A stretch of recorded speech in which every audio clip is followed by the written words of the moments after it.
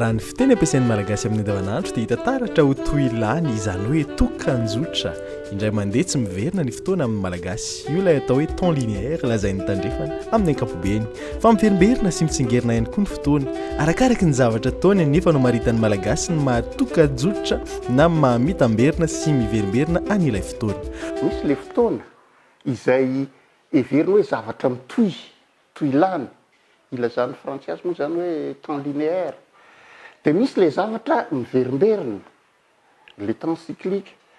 Manana an'izay koa ny malagasy fa ny malagasy tena ilay fiverimberenana io tena misongadina amin'ny teny ampiasaina. Ny teny ampiasaina mantsody hoe herinandro fiverenana nge zany herintaona fiverenana zany tsy misy herim-bolana aloha tsy misy herim-bolana tsy fantatro zay tsy nanaovany an'izay fa misy ny herinandro misy ny herintaona zay tsy hitanao amin'ny teny frantsay zany tsy mahita an'izay koa amin'ny teny anglisy fa ny amin'ny malagasy zany zay fotoana miverimberina zay de tena raikitra ao an-tsainy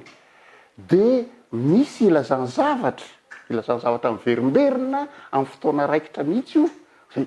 fantatry ny rehetrarehetra hoe vehivavy tonga fotoana zay ilazany hoe le ao an-tsainy malagasy zany hoe miverimberina ilay izy fa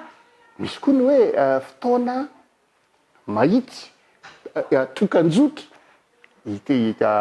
ao an-tsainy malagasy satria salan'ny olombelona rehetrarehetra hoe misy an'le fotoana tokanjotra rehefa ilazany faharetan-javatra de fotoana tokanjotra zay ohatra hoe ny 2 andro 3 andro 4 andro indray mamasabary indray mitony valala zany no ny fiteny taloha indray mipimaso fotoana zay alavana fotoana zay indray mitony valala indray mamasabary